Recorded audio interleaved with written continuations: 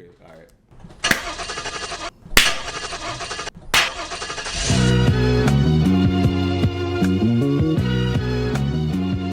Ooh, we can't mess this up. That was it. All right, let's go. All right. Welcome to session 2 of 7498, where we give you something to talk about and we give you something to think about. I'm 98. I am 74.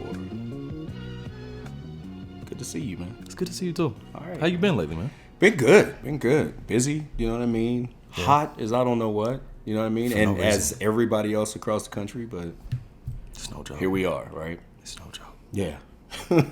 Man, it makes you, that's what it makes you do. Like, why is, you retrospect, like, why is it so hot? Bro, the amount of sweat that I have sweat in the past, like, 2 weeks. Right. Like, I was sitting in my office today, and my palms were, like, saturated. Right. I'm saturated. I wasn't nervous. Right. I wasn't anxious. Right. But I'm just drenched. Right. I'm damn. In an air-conditioned building. In an air-conditioned... Here's the thing. And I greatly appreciate everyone who I work with, all of my coworkers, supervisors, all the above. Our office controls the whole line of offices. Right. And it's 2 people in my office. Okay. Including myself. 1 other person. 2 people total. Right. And 2 people, body heat, obviously, ideas generating. We're in here making videos, editing things, thinking a lot. Right. And that causes the body temperature to rise. Right. And we're also, I actually asked him, I was like, bro, are you like a naturally warm person? And he was like, yeah, when I was younger, people used to think that I had a temperature all the time. Right. And I'm the exact same way. And that's something we bonded on. Right. But I say all that to say, our office controls the entire line of offices as far as air conditioning goes. Right. And I have it running at like 62, 63. Because I'm like, I'm burning up. Both of us are burning up in here. Right. And I don't have to pay for these utilities. Right. So I'm going to take advantage of that. Right. And unfortunately, everybody else gets cold. And I don't know if that's my problem. Bring a hoodie, sweater, you know what I mean? Something. You know because what I mean? I'm not going to be shirtless at the desk. No. I will have HR knocking at my door immediately. And that's not what we do. Anyway, the heat, we're good. We're going to get through it, man. Yeah. In a minute, it'll be snowing. I say. Man, I've reached the age where, like, talking about the weather is now, like, top 2 topics. I'm like, what happened? What happened to me talking about, like, music and stuff with people? Well, the funniest thing is it's going to be another change because I'm at the age where I talk about the weather and then my health. Wow. So it's we went from, what's for dinner to Super Nintendo, Sega Genesis. I don't think I could eat that after 7:30. Yikes. Yeah. That's bad, man. You ever sneeze and your back hurt? Yes. Yeah. Man, I experienced that recently. Did you really? Yeah. Son, you're not even... I know. You're young. There's a story. I deadlifted and squatted very heavy weight without a belt. And then thought to myself, I haven't squatted this. First of all, in like 5 years. Right. Second of all, I haven't squatted this in 5 years without a belt. Right. And so... that's why my back hurt.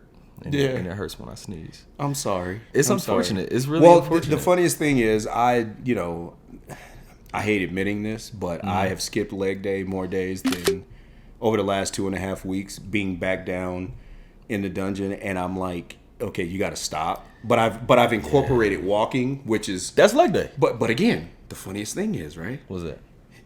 I used to just do leg day. Now I walk. See what I mean? The weather and age and how things change. Now you walking on the treadmill. But I like Are you that. uphill at least? Are you walking uphill? I try to get out before, and I probably shouldn't say this, but some days where it's slow at work, I try to do a 7:30 at the park, come home, get dressed, go to work. I like that. And then there's days where I can't do that. Then I just go to work and I just be walking in jeans and work boots, which... Hey, you just got to do what you got to do, man. Nah, man. Walking in jeans. Yeah, But but it is what it is. So it is. Yeah, but no, man, it's good. It's good to be back with you, man. We had a very great response to the very first one, which we appreciate everybody. Thank you. Family and friends, you know what I mean, that that were just like, wow, you know what I mean? It's just like, y'all, this is cool. You know what I mean? Yeah. Again, it's a father and son podcast, but it is something that we looking forward to, giving you something to talk about, something to think about. Facts. Yeah. So off top, we're gonna start with the talk about topic. Right. And thinking back, like something that we always talked about was cars. Right. Oh yeah. There have been From the model cars to the remote controls. Bro, Hot growing up- Wheels. Oh God, you were the Hot Wheel king, dog. I really was. I still got your table. We still got the table downstairs, I which know. which We need will to pass on to your kids. Yeah, you know what the I mean? youngin. Yeah. Eventually. One Probably, day. 5-7 years from now. That's too long. 2, 3. Y'all get on board. You gonna win the lotto anytime soon? Maybe. Hey, if you do, then hey, plans can be arranged. But Oh man, whatever. anyway, cars, and most of my core memories are based around what car you had. That was a lot of cars too. Yeah. Dare I say it? And not model cars, And like I'm actual not proud owned of it vehicles. either. I'm not being, by any way. Oh no, it's not I'm like not you being were braggadocious at all. Yeah, you weren't breaking the bank on these cars. No. They were a series of fixer-uppers, I would say. A couple, yeah. Yeah. And then some I did well with. Some I was like, why did I get this? Yeah. Some yeah. didn't make the cut. Some were back on the lot within 2 months. I was about to say 2 weeks, but yeah. Yeah. So we're gonna chronicle all of those, but we are gonna take it all the way back to the 90s when you first started driving. Yeah. What were you whipping? What was in the driveway? Oh man. I come from a family that my dad, car guy, you know what I mean? Mechanic, you know what I mean? He's, again, just naturally gifted, honestly. Yeah. You know what I mean? Yeah. But my very first car was passed down from my mom through my 2 older sisters. By the time it got to me, it was well broken in. Mm-hmm. You know what I mean? Still clean. Well you know what I loved. mean? Well loved. Well Yeah, loved. Because my dad took care of every car. You know what I mean? It was just like my dad had 2 cars. My mom had 2 cars. Yeah. You know what I mean? Where it was just happened that way. Yeah, I you mean, just got multiples. Yeah, and we weren't, we were, a natural, middle class family. You know what I mean? Mom and dad both worked and that kind of stuff. And I say that because my dad had a car where he would drive on the weekend, and my mom had her car, and if he was doing something on one of her cars, we could always move. We always had a car, Yeah. and a spare, you know. But my very first car was a 1977 Thunderbird. 77. The coupe, you know what I mean? Yeah. And it was the silver bullet, man. It was a coupe. It was blue, had the big blue pinstripe down the side. It had the faux leather blue like interior. Still no cracks by 92. Still had no cracks in it. Oh wow. Whatsoever in the interior, still very clean. The dash had a few in it. You know what I mean from the weather beating it. Yeah. The back Some panel in sunlight. the back, same thing. Yeah, my sisters never put anything into it. They drove it back and forth to high school. They drove it back and forth to work. And by the time it got to me, I got to be the one that can experiment. You know what I mean? So snatch out the dash. I was putting decks in and CD players. I was running speaker wire underneath the floor panels, man, and took one of my speakers out of my bedroom because I had this stereo. My dad used to be a DJ, but I had these speakers in my bedroom. They were like these 2 huge Fishers, like 15-inch subs, and the trunk of a Thunderbird. I mean, dude, you can put the cars today in the trunk of that Thunderbird. You know what I mean? You could put a Corolla in the trunk of a 77 Thunderbird. Yeah. But yeah, and still had room for my spare and everything. It was just like, yeah, and that speaker was huge, dude. So hooked that up, pushed it underneath, and man, just beating down the block, man. Yeah. You know what I mean? But my very first car was a 1977 Thunderbird, and I took ownership of that vehicle in 92. Okay. Somewhere around in there. It was about 1992. And I drove it like I stole it. Yeah. You know what I mean? It was the family car. My dad was like, be careful. And the funniest thing is living in a climate where we get a lot of snow for those, for a long period of time. I learned how to drive in the snow in a rear wheel drive car. Man, I'm really impressed. Not only by that, but But the fact that I just said rear wheel. on the first drive. Did you see me, Bro. Did you see the concentration? Yeah, I could was see like, okay, go for it. I saw the brain. It was power. like, I saw it. now I'm not gonna say it again. No, because I already got it. I got it first try too. And R's and W's are not my friend, man. Yeah, that's but that's no, crazy. Learned how to drive in that type of vehicle. And it's funny to me when I see people who move here who have 4-wheel drives and can't drive. Yeah, you know what I mean. It was like, or front wheel drive and they get stuck. We never got stuck in those cars. Never. So were these stick shift or were they automatic? No, they're automatic. The Thunderbird was an automatic. Okay. But the steering wheel shift? This one actually was in the floor. My dad moved it. Oh, okay. Because when he had it at one point, it was here, right? Which I loved it up here because there's just something about those are so dope. There's just something about pulling the gear here. You know what I mean? But he took it and he actually put it in the floor and he put bucket seats in it and all of that kind of stuff. You know what I mean? So he dropped it, put it on the floor, and that's the kind of mechanic he was. You know what I mean? He's gonna make it his. Yeah. But yeah, no, it was in the floor, and he taught me and that was the thing. Taught me how to drive in the snow, and I'm talking we still had very harsh snows where I mean it's Colorado, like you know what I mean, going up and down Colfax, man. I never once lost control of that car. I mean, it was a boat as heavy as I don't know what. Yeah, I mean, as heavy as a Titanic, but you can still, you stay in it. Oh man, I think of that one clip in Undercover Brother where he has the orange soda and he don't waste it. That's exactly that's the image I have in my mind. Exactly, that's the visual I get. Perfect visual. Yeah, that's what you were doing. That's in the what snow. I was doing in the snow. And I would even do that. I'd go in a parking lot and, do donuts and all of that kind of stuff. You know what I mean? And the car just so heavy. You can hold the steering wheel in the back. It's just going to do this. That's hilarious. But, people, that's how I learned to drive. You know what I mean? Man. In a boat. Driving in a boat. In a boat. Dang. All right. So what was after that? And I don't know if you'll be able to. I can. Car. Oh no, I can. Oh, absolutely, absolutely. Right, let's take it back then. After the T-Bird, I actually had a Ford Escort. Okay. And I don't really remember the year of that one. It might have been maybe an 85.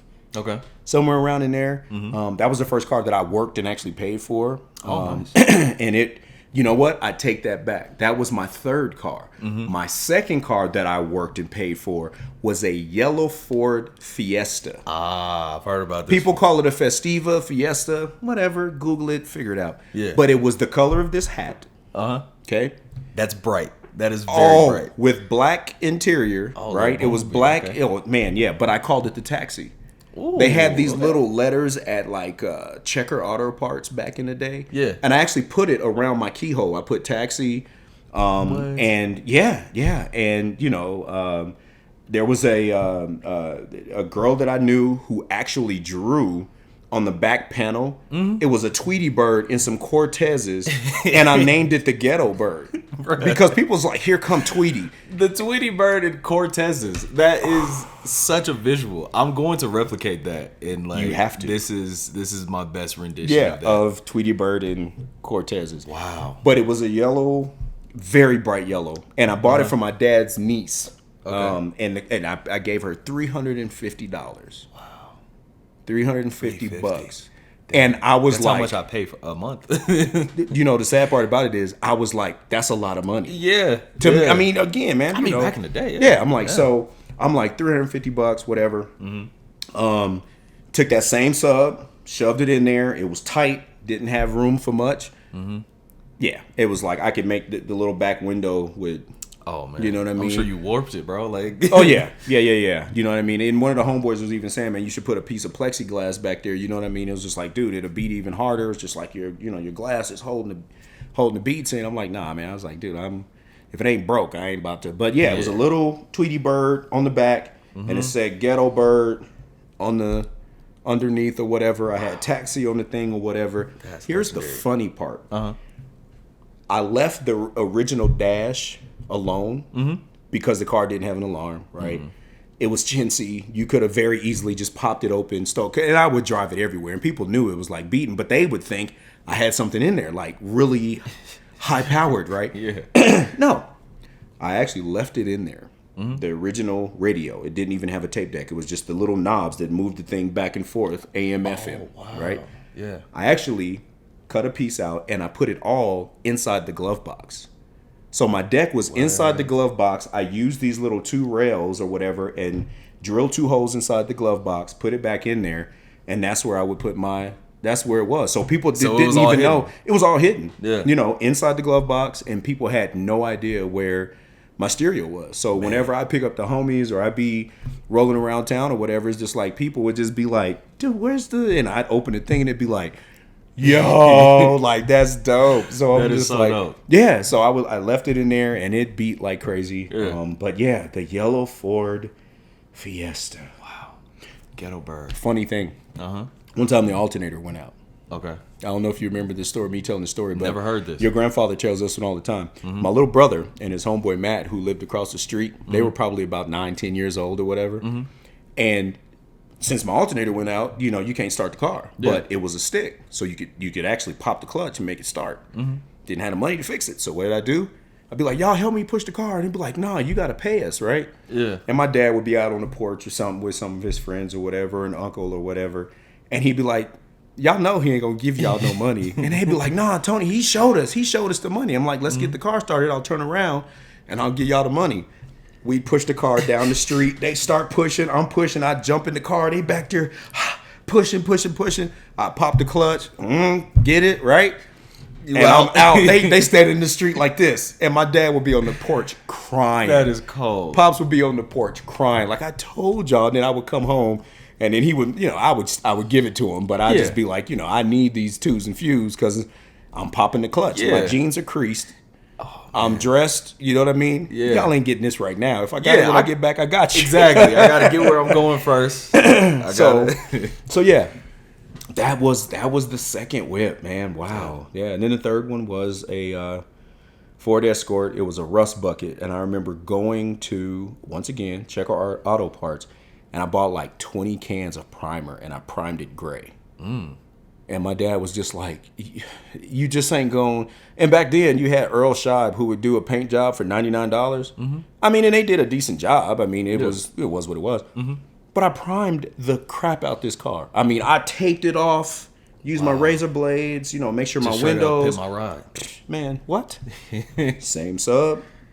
Shoved it in there. The same Fisher home studio. By this time, though, I had a CD player because that's when they start, you know, and I was just like, okay, I go with quality. 93, 94? 93, late 93, 94, somewhere around in there. Okay. Somewhere around in there, yep. And then after that, dude, I was just like, you know what? Go buy me a CD player, you know, saving up a little dough or whatever. This car was in better shape engine-wise and tires and all that, you know, tinted windows. I did all of that kind of stuff. Did those myself, too. You could do all that stuff yourself, man. And by that time, went to Quality Auto Sound, which, again, is a throwback to people who are just like, wow, Quality Auto Sound. Yeah. Went and got me a deck, had my little CDs, man, and dude, it was on and cracking from there. The innovation, like the ability to say, this is what my car is going to look like, right, and do it. Right. That's something that I wish I had more of. Right. And that's something I'm sure my generation, like, I know a lot of tinkerers out there. Sure. Like, I know some kids that can, you know, have a vision and see it through. Right. But that's one thing I wish I have, like, this alternate reality version of myself that, like, builds his own things and is like a carpenter in the mountains somewhere. Like, I wanna make that happen one day. I wanna make that happen, but I love that. And obviously I still have you as a resource. So I wanna learn how to do these things myself. Absolutely. All I gotta do is make the time to do so. Right. So Right. That's tough. Yeah. So that was the third car. Fourth car was a Buick Skylark. A little Buick Skylark. It was a 4-door, small little car. Okay. And yeah, that one. So why is it such a large, like, you're already 4 cars in? Oh yeah. So how and why are you already 4 cars in? You know, in the span of like 3 years. You know, actually thinking back, I can see why now I did what I did when you were growing up. Okay. Because it was already a trend, kind of. Yeah. I was already kind of doing that. Yeah. I think it was more or less because of my inability to understand the value of $1 back then. You know? Okay. Well said. You know what I mean? To where it was just like, this car was cool for a minute. You know what I mean? And it was just like, oh, the homeboy want to buy it for this amount? That's more than what I paid. Even if it was $75, just like, Hey, you flipped it. hey, I flipped it. You know what I Yeah. mean? Already had one with my eye on it. Boom, got it. You know what I mean? And this car was more of and this one, because I can remember where I was working at the time. It was right after high school, actually. And I remember where I was working at the time. And this one was a little bit more grown up for some reason. Okay. I felt like, you know what I mean? This is kind of It didn't have ghetto a brown. grown up car. Nah. I mean, it was white, clean, like burgundy interior. It was kind of like that plush tuck and roll interior. Yeah. Same thing, had a, system put in it. It had decent white walls. It had great tires and that kind of stuff, and like they had the little spoke hubcaps. So it felt like, you know what I mean? It was a car. It was just like, okay, it was you know an what I mean? adulthood car. Exactly, you know what I mean? Where I'm just like, okay, I can pull up somewhere, I feel adultish. You know what I mean? Yeah, I feel that. Yeah, somebody actually broke in that car and actually stole my Beats out of there. I was so that broke my heart. The same one. Oh no! By then I was actually putting it was subs and that actual, stuff. No, okay. this was actual stuff, and somebody got me. Yeah, I didn't even hear the alarm. It had an alarm and everything. By then, I was just like, somebody got me. Dirty. You know what I mean? Just Cold game, man. yeah, man. Cold game. Yeah, And then I just went back totally hood after that, because after that car got broken into, it's just like bad pair of shoes. You just be like, I'm throwing these away. I don't even want this. Yeah, car I anymore. don't You know need what I mean? this. Yeah. Then the car of all cars, I went and got a '77 Cutlass. The 77 Cutlass. The pictures, you have seen the cut. The cut. Me and the cousins, man, they had a cut. They had a homeboy who had a Delta 88. This was 96, 97. So why is this the ultimate? Like, why is this the crown jewel of your car collection? Because I was ghetto as. Okay. Because I was hood, right? Yeah. And I wasn't that hood, but the Cutlass is debatable. Continue. The Cutlass, the Delta 88, the Cutlass Supreme,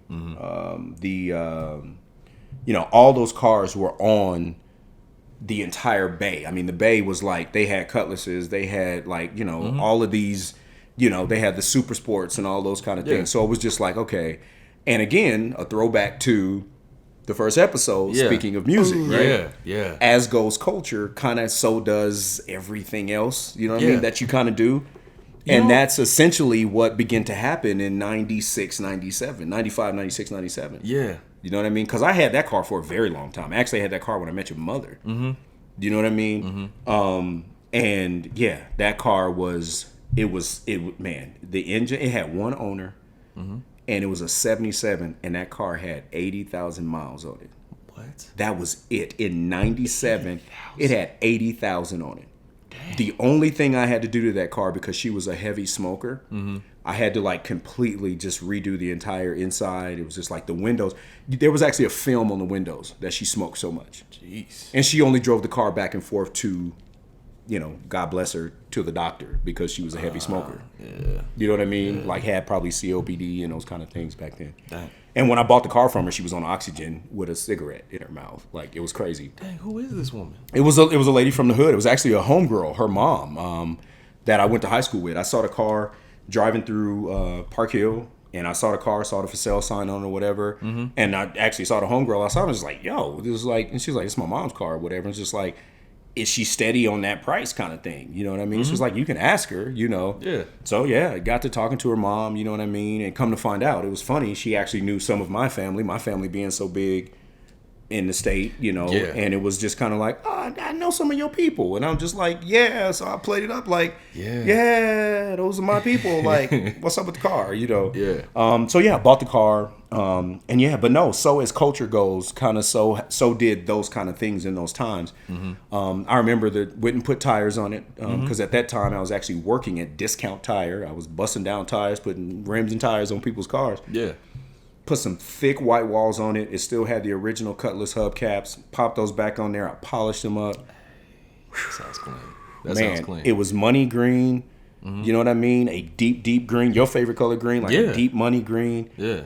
man, I waxed that car back to life. You know what I mean? That car has so much wax on it and so much buff on it. I'm telling you. But that was you were greasing down the street. Oh man, yeah. Oh, absolutely, man. It was, and that was the whip. And anybody who watches this, whose family, be it sisters or brother-in-laws or cousins, oh man, yeah. I babied the crap out of that car, and that car was strong. I mean, I could sit there and just pull it in two, and I could spin the tires in it. You know what I mean? That car was strong. So I acted up in that car. Yeah. The cut, dog. The cut. Yeah, man. So now that we've gotten to the peak of the collection, let's fast forward a little bit. Sure. In the past 10, 15 years, what's been your favorite car? That's a good question. That's a real good question. The one I have now, honestly. Yeah. You know what I mean? Just because I've settled into, not buying any more cars. It's like, this is, you buy your forever home. Yeah, I got my forever car. You know what I mean? Yeah. Unless, I actually hit a number somewhere. There's a few cars I can probably get into. And then it'll be mine. It's definitely. You've already claimed it. Yeah. So yeah. But no, I'd have to say the one now. But I'd have to say, like, I've had like some cars that I've had fun with. Yeah. I had a lot of fun with the Grand Prix that we had, the black one that I put rims on. And black on black. That was cold. Yeah, that was clean. I had a lot of fun with that car. I had a lot of fun with... Got a couple tickets. I did get a couple tickets, another fast car. I had fun with the Suburban. Had a lot of fun with that. I had fun with that in the snow. I didn't know you actually liked it. I had fun with that in the snow. Yeah. You know what I mean? Because it was, again, another boat. You know what I mean? I had fun with that. I mean, it had its issues. I got mad at it because it did have a couple of issues that they couldn't find. Yeah. Some cars just have ghosts. You know what I mean? And they couldn't find out what was actually causing the stupid noise underneath underneath the floor. I'm like, what is that noise? Yeah. Y'all got to find that. What was you know what I mean? I don't know. I sold it. We still don't know. I gave it back. But I had a lot of fun with that one in the snow. Man, it makes me really think, because I'm like, how many? The white Camry, the TRD Camry with the paddles. Buttery. Yeah. That thing was buttery. I loved that car. Yeah. And I'd have to say that one was a lot of fun too. That was a lot of fun too. Yeah. I enjoyed that car. And then of course the Volvo that I bought Mom, you know what I mean? Or we bought, I'm trying to sound like, but yeah. But I actually picked it out and had a bow on it and all that stuff. She was actually surprised. You had the car bow. It was us. It did have the car bow. You had the car bow. Yeah. But the Volvo, that one was very fun. Me and Mom drove we put our foot in that whip. Man, that thing was so fast. Turbo, all-wheel drive. Yeah, that was the whip. Yeah. But no, I'd have to say the one that I have now, just because, it's all purpose. You know what I mean? It fits me. You know what I mean? It fits, fits us. You know what I mean? If you need it, whatever. You know what I mean? So I'd have to say that's it. Yeah, man. But I've had a lot of cars. You have. I've had a lot of cars. I mean, I couldn't even name them all, honestly. And I appreciate you, because I think in my lifetime, I think I could name them. You probably could, yeah. Because you would name them even by music that was playing, just because it was so cerebral, because that was that. You're in the back seat, like, yeah, and that's why I said a lot of my core memories are related to the cars. To the cars, yeah. Yep. Yeah, man. The Sentra. I don't think I could give years, but the Sentra. Oh, thank you. The Saab.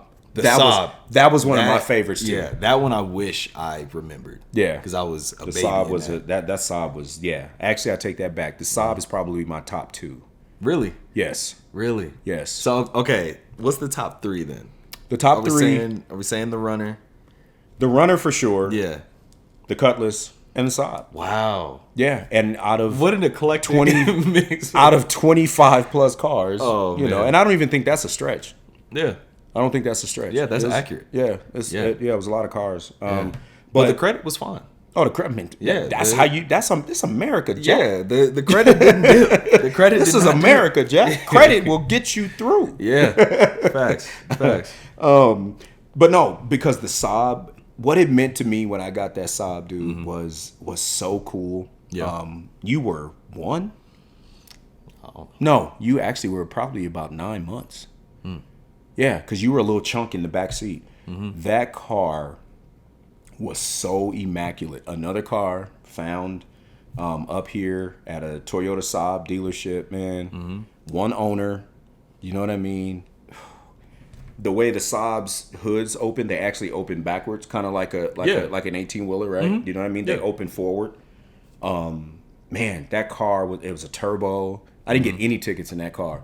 That car was the cleanest. That was one of my favorites. Yeah. I'm just gonna say that was one of my favorites, just because of the era that I remember that Saab in. You know what I mean? That was the, dare I say it, but it's the truth. That was the time where Saabs were being driven by lawyers and dope dealers and doctors and A little bit of everybody. you know what I mean? And And me, right? Yeah. You know what I mean? Yeah. Well, I had it much later, but I'm talking about the 80s and Yeah. when the Saabs and Volvos were still, people didn't really know what they were. They were Yeah. Sweden, you know what I mean? Nobody knew what they were. Mm-hmm. You know what I mean? It was kind of like the elusive, well, I can't even call it elusive, but people who had Benzes and BMWs back in the day, you're just like, okay, that's a status symbol. Yeah. People didn't It realize. was a different form of luxury. Exactly. Yeah. And that Saab was the same thing. Smoothest ride ever.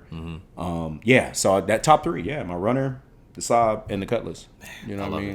it. Yeah. I love it. Yeah. That was Man. that was a whip. I love it. Those are the whips, man. But yeah, that's something to talk about. So hopefully Absolutely. we can take people back down memory lane and y'all start talking about or remembering what kind of cars you drove and why, and if you tore them up, if you didn't tear them up, what you did in what them. you did in them, all of that. Yeah, you know what I Yeah. mean. But that was a time. You know what I mean. But your first car was My first car. Yeah. Oh man. Before I get into that, tap into the comments. Feel free. I have to do the call to action. Please do. Tap into the comments and let us know what your first car was. Yeah. We'd love to hear from you. But my first car, man, I miss her to this day.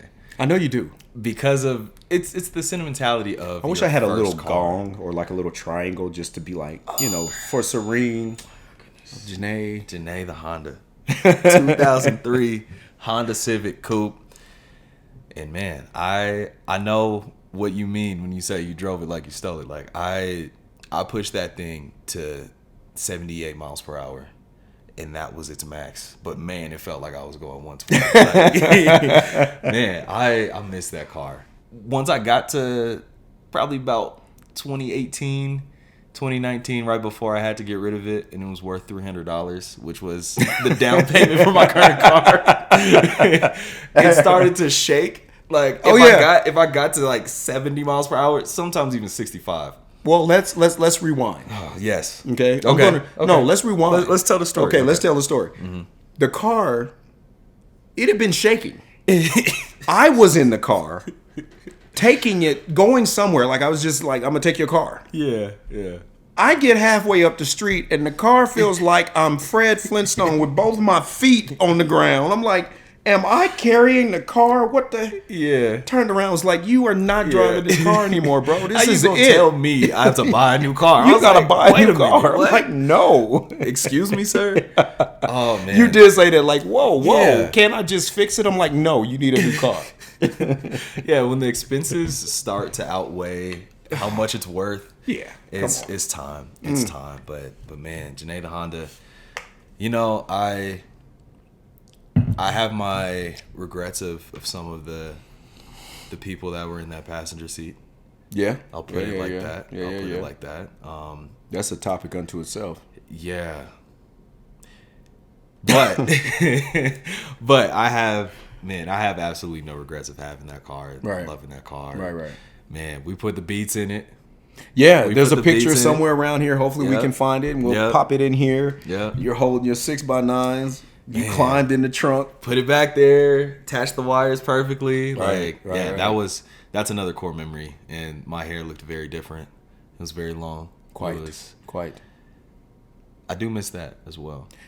I think I know where that picture is because you had on a headband. I did. Yeah, your hair. You had on a I tank think it was top. bandana. Yeah. Oh, bandana. Yeah, had a Yep. bandana tied on. Yeah, I was man. like, let me get this picture. You hold both of them, climbed in there. And the reason why I wanted to chronicle that, man, was because I'm just like, wow, look at the full circle. Yeah. Type of thing. You know what I mean? Did the same thing with Banks. You know what I Yeah. mean? It was just like, look at the full circle. Yeah. You know what I mean? Yeah, Man. and we crazy. need the boys on to talk about their first cars. We do. Because Anthony's Ford Escort, that was that was a vehicle. He did have an Escort. That was a vehicle. That white car. Oh my goodness, with the duct tape on it. Janae never had duct tape on it. Janae never had duct tape. She was named after Janae Aiko because it's it was a Honda. You know, it was Asian. It was cute. You know, so Right. chose it. You know what I'm saying? It was a nice little. Yeah, hopefully that's not a fetishization at all. I don't think so. Yeah, it just is. Anyway, yeah, I love that whip, man. It was great. I miss it sometimes. I wish that I could have it as like an art installation in my house. Like one day, like in a, you know those like you may see them on Instagram sometimes as people like will have like an indoor garage. Yeah. And it'll be like in their living room. Yeah. But it'll be like a Lamborghini or something. Right. I would have it as the 03 Honda Civic. Really? And that would be Wow. like next to a piano. Wow. Yeah. I think Emily would go. Yeah. See, this is at the point where we have homes, plural. Gotcha. Yeah. Okay, yeah. gotcha. So this Okay. is a vacation spot. Where okay. she let me she's gonna just let you. Okay, Yeah, she's gonna let me do whatever I want. Well, the only reason why I asked that is because I know, Mom would probably, but I would have to have another home too, because I'd probably put a cut. 77 there. Put a cut up in there. I think this should be our vacation home. And we just have the cut on one side, the Civic Honda, on the other. Yes. Oh man. There we go. Yeah, I love it. Well, it's done. It's done. We've spoken into existence. And that means there we have it. Yeah, but yeah, the 03. I mean, it lasted me 4 years. All right. It gave me enough time, 2014 to 2018 or 2019 actually. So it lasted me 5. Mm-hmm. Had a good half decade in her. And as I said, it was worth less than what I pay currently a month for my Camry, which again, I have no regrets. Right. Yeah. Right. But again, it was a step. It was that same thing. Like now, you pull up or you go to an event. You know what I mean? It's adult. Grown up. It's definitely grown up. It's adult. It's definitely grown up. It doesn't shake. No. It can exceed 78 miles per hour safely. Yeah. Me and Mom aren't like you're on the highway where you're going. Yeah. There are no worries. There are no worries. But yeah, man, it's kind of funny thinking back, like when I mentioned the folks in the passenger seat, and it's like now, really, I only had like 2 or 3 dates outside of my future wife in the current car. Right. So it's like interesting to think that way. But all those people that were in the 03 Civic, I hope you're doing all right. You're probably not going to listen to this, but doubt it. But I wish you the best. I wish you the best. So now we can hop into what we want to think about. Sure. And a question that always is in my mind and circulates a little bit is, what have you been looking for lately? And do you think you'll find it? Man, do I think I'll find it? Mm-hmm. What have I been looking for? Honestly, I've been looking for peace. You know what I mean? Not that I don't have it, but I think it's a different level of peace. You know what I mean? It's a different level of peace. And I think it's a different level of peace to where you don't think about it. You don't think about it. You know what I mean? Because people have an idea of what peace is. Yeah. You know what I mean? Or their ideal peace. And, for some it might be tranquil, laying out somewhere or whatever. I'm actually just like looking for the embodiment of it, right? And I know what that entails, right? I mean, us being, men of faith, and what we believe. And I know, peace is a person, peace is embodied in who Christ is. But my thing is like looking for peace, because I have contentment already. Yeah. Right? Yeah. I'm totally content. Completely content. Content in where I live. I'm content in, job. I'm content, with what with what you drive, all of those things. I'm content even with myself to a degree. Yeah. Right? And when I say to a degree, I don't mean that like I'm still looking for something as in contentment. I'm actually just saying I'm content with myself. When I say to a degree, I mean that as in my day to day, right? To make sure that I stay me authentically, right? Don't let nobody drag you in and out of anger and those kind of things. Yeah. When I say to a content, because I still have those days where I'm like, I let you have some of my peace, right? I let you have some of what I'm looking for. Yeah. Because I got angry, or I'm just like, what are you doing? You know what I mean? Why are you in my way, right? And then so those kind of things. So when I say I'm content, but do I think I find it? Absolutely, because I'm on a journey for it. And I think that's something that we have instilled not only in you, but what we're doing with each other, even with me and Mom, to where it's just like we're forcing each other to find what you're looking for. Because there's a difference in looking for it and trying to find it. But when you actually have someone who's actually pushing you towards that, you will find it. Will I find it? Absolutely. So one of the things. I mean, I'd have to say that was one of the things. The other thing would be, and this is a big one, you know what I mean, is for, the legacy that God has given me, you know what I mean, in my sons. You know what I mean? And when I say, what am I looking for? I'm looking for them to carry a mantle that God has given this family. You know what I mean? I'm looking for them to be the lions that I know that they are. That's what I'm looking for. It's powerful. You know what I mean? Yeah. And being, C will be 30 next month. Yeah. Anthony's, I got a 30-year-old. Ant is, is 29, you're 25. It's just like, I want you guys to take up a mantle. So what am I looking for? It's in the conversations that we were having today, right? Yeah. I expect, right, one thing, but what I'm looking for is for y'all to literally find that roar. You know what I mean? And I want to be here to see it. You know what I mean? And I know I will be. Yeah. With the grace, by the grace of God. But what I'm saying is, that's also what I'm looking for. So that's why when I'm always probing you guys, you know what I mean? Mm-hmm. I know a lot of times, me and Chaz, we're kind of oil and water sometimes, but that's because he still has that very strong will, and I like that. Yeah. But it's still like, you're still a cub to me, right? Yeah. Same thing with Bank, same thing with you. I still see you guys as cubs, but what I'm looking for now is to stop seeing. I'm now pulling back that no, they're no longer cubs, dude. These are young, virile, whatever you call it. These are no, dude. These are man eaters. Yeah, you know what I mean. And I mean that in a sense of you guys actually finding not only your voice. And I'm not looking for mini-me's. What I'm looking for is a duplicate of my strength, but even more so, to where it's just like it's more ferocious, where it's going after life in its fullest form, that it's going after God in its fullest form, that it's like loving your wives in the fullest form. You know what I mean? That's what I'm talking about. So I'm looking for that. And will it happen? Absolutely. You know what I mean? Because it happened with me. You know what I mean? Yeah. It happened, in my life. And,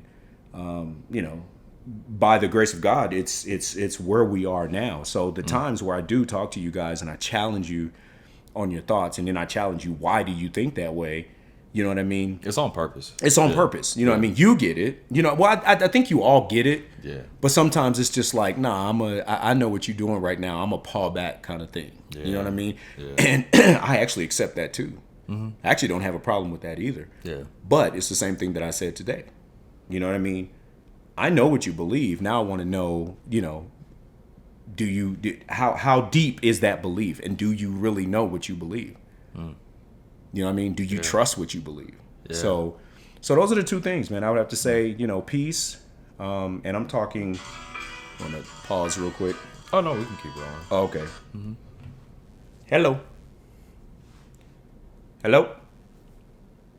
Hi. Hi. What you doing? Me and Ave are recording. We're in the kitchen recording. Oh, I'm sorry. Okay, I'll hang up. No, you don't have to. No, that's all good. You don't have to hang up. Did you hear Ave? I said it's all good. What's up, Mom? Oh, what's up? I didn't know you guys were doing a podcast. I thought you were just over there getting your hair cut. Well, both.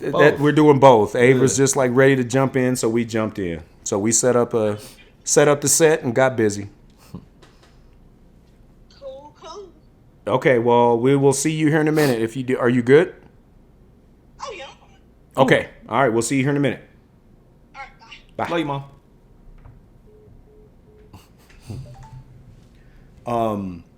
So basically in that, just want to make sure that you guys are, just the lions that I expect you to be, you know what I mean? And, again, man, just know what you believe and why, you know what I mean? But it's also, that's not a quote that's mine. It's a quote that what I use today, just in that, is, like I said, it's the truth. I want you guys to search for truth and know what it is. You know what I mean? Know a lie when you hear it. Mm-hmm. You know what I mean? So those are the two things that I'm looking for, and I know that I'll find them. One is peace that passes kind of an understanding that I'm just like, no matter where I am, I can find that peace. You know what I mean? And it's not a center. It's not some new age or whatever or yoga idea. No, it's literally finding that center to where it's like it's always present. Yeah. You know what I mean? No matter what's going on, it's finding a peace. Even amongst a storm that's just raging, you can just still go, breathe, and you'll get through it. And it's already in process. So I know that I'll find it. But also, you know, I'm looking for my sons to be, man, you know, I want to be behind those 3 lions, you know, like this. Like, they got it. You know what I mean? Yeah. You know, on some Mufasa type stuff. You know what I mean? But I ain't going off no cliff. So. Yeah, exactly. Exactly. I ain't No going will off the beast no will cliff. trample you. Yeah, not a one. So with that, yeah, what are you looking for? Time. Deep. Yeah. I like that. Time. Yeah, expound on that. Because, man, it is always fleeting. Like, it's the one thing that even, Lord willing, when I get to like 92, I don't think I need any more years than that. But if God gives them to me, cool.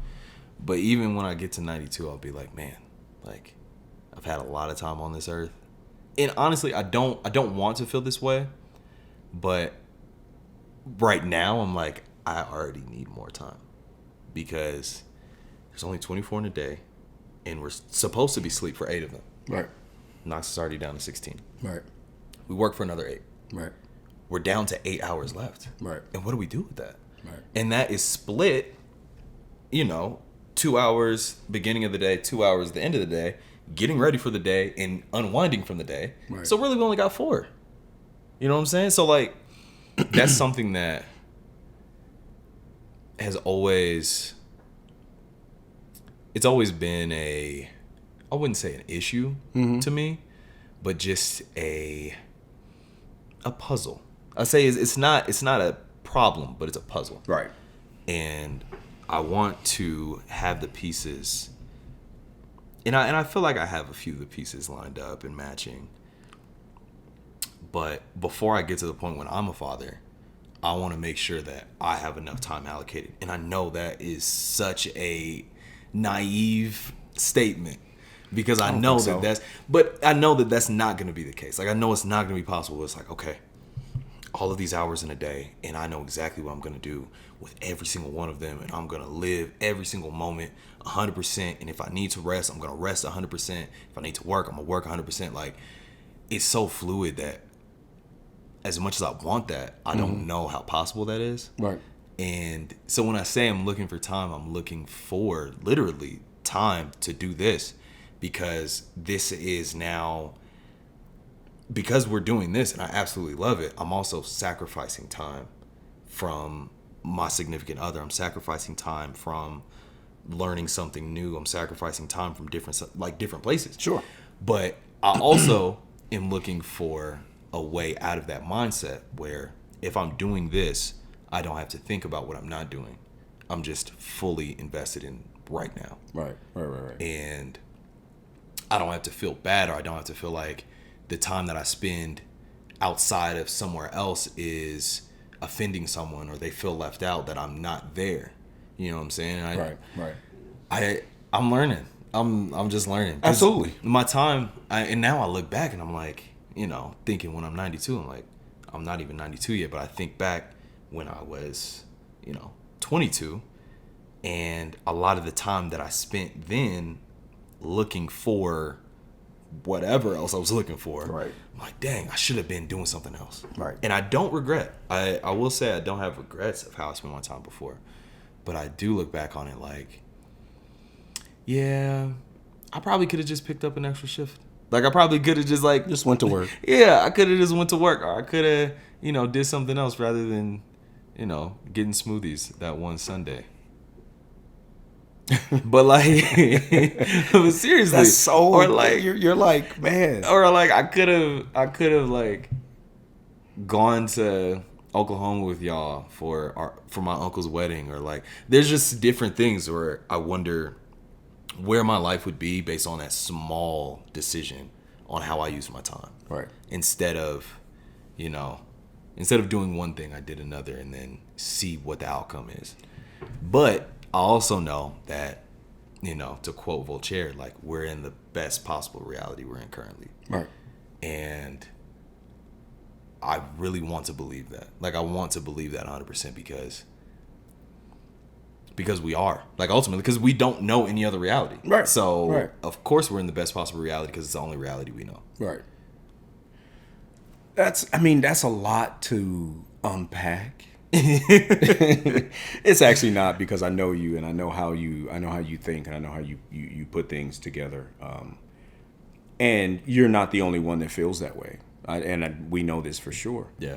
But one thing I'll say for sure, even in the confines of our conversation, and you can even, again, because we could also be given practical uses on how to find peace and, how to make sure these things are happening over time. Yeah. But within the confines of the conversation, I mean, we have those answers of what we're doing. Mm-hmm. But for this, for that particular piece of what you just said, I believe that when you really look at where your time is spent, mm-hmm. is it well spent? Instead of focusing on how much time you've used, or how much time you've wasted, or you feel like you've wasted, how quality was what you were doing? Was it quality sleep?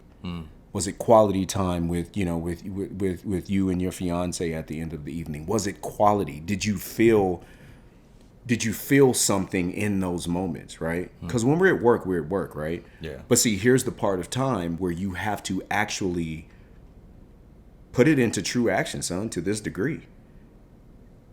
In that time, what did you build? What feeling did you garner in that moment? Because when you're 92, only thing, you're not going to think of the time. You're going to think of every memory and every feeling you had in the time that was given. So I'm not saying that what you've been looking for is more time. Again, we can't add a 25th hour. You know what I mean?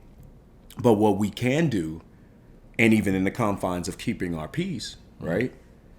Don't focus so much on the time that's being spent, but what is the quality of what we're doing within that time. The value that you're getting, the conversations that we have, right? In the cold opening, during the haircut, we're talking about everything under the sun, which we always do, right? Yeah. But in that time, was the haircut a waste of time? Was the conversation a waste of time? No, we built something. No, value was gained. The value was gained from both. Yeah.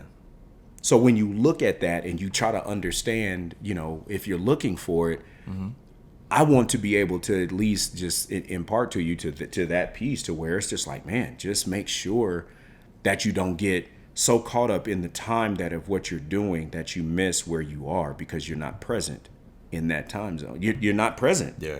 Because you're thinking about everything else. You got to be present. You know what I mean? Be present in that moment. You know what I mean? Don't let time rule what you're doing in that day. You know what I mean? And when you break it down like that, that's depressing. I got 8 hours to work. I got 8 hours to sleep. That leaves me this. And I remember the time you and mom were talking about that, and I'm sitting in the chair, like watching TV, but I'm listening. I'm just like, that's depressing. You know what I mean? Yeah, That's a it, little it, bit. well, it can be if you allow it to be. Depending on how you view it. How you view it. And I do like that, and I do want to reframe it as, I get 8 hours to sleep. Right. I get 8 hours to work. Boom. I get, however many hours to prep for my day, however many hours to close my day. Exactly. Meals, etc. So Exactly. Man, that's beautiful. So I'm you'll find it. I'm finding it. And you're finding it. You know what I mean? I love that. Yeah. So yeah, that's how that kind of just works out. You know what I mean? But yeah, you got to be present. That's how you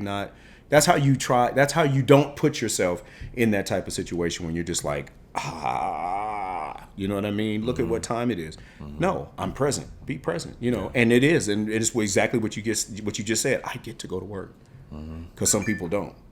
You know what I mean? I get to sleep in this comfortable bed, which, dude, you should do a commercial. Yeah. Because it sounds like y'all bought a comfortable joint. Shout out Mattress Firm. Man, so Next like sponsor.